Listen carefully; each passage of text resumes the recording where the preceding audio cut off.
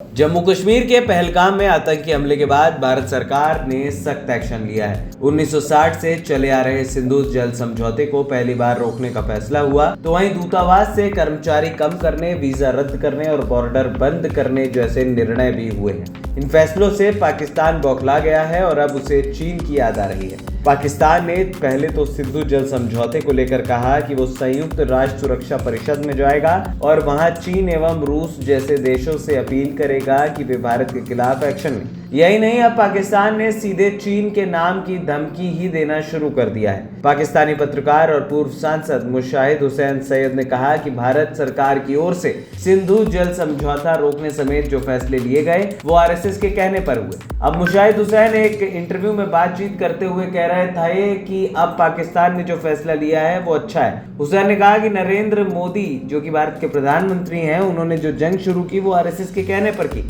उन्होंने कहा कि 2025 में आरएसएस के 100 साल पूरे हो रहे हैं और इसलिए भी ऐसा माहौल बनाया गया।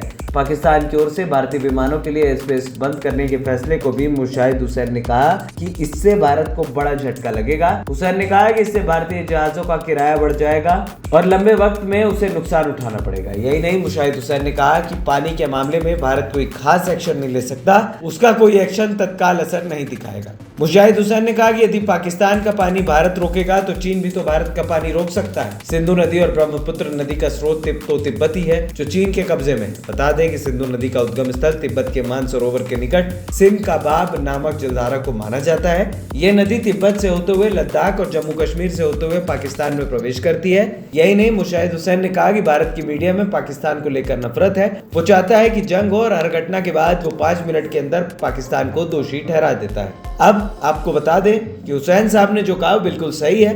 भारतीय मीडिया जरूर जंग चाहता है। जंग इसलिए चाहता है कि वो जो 28 बेगुनाह मारे गए हैं उनका आखिरकार क्या कसूर था, जो पाकिस्तान के आर्मी चीफ आसिम मुनीर द्वारा भेजे गए थे। आसिम मुनीर दुनिया के सामने अब पूरी तरीके से बेनकाब हो चुका है और अब भारत के एक्शन का टाइम। हुसैन साहब ये भी भूल गए कि आप जो चीन की धमकी भारत को दे रहे हैं, चीन पहले से ही घुटनों पर है। जिस अंदाज से अमेरिका ने चीन पर चूड़ियां कसी हैं, चीन वैसे भी भारत से मदद मांग रहा है और चीन के राष्ट्रपति भारत के प्रधानमंत्री नरेंद्र मोदी को भारत से चीन आने का न्योता दे रहे हैं। ऐसे में हुसैन साहब को यह समझना चाहिए कि जब भारत और पाकिस्तान का मैटर होगा तो चीन आपका साथ नहीं देगा और अगर चीन साथ देगा तो फिर रसिया और अमेरिका घास चरने के लिए नहीं बैठे। सर, एएनपी टाइम्स की रिपोर्ट।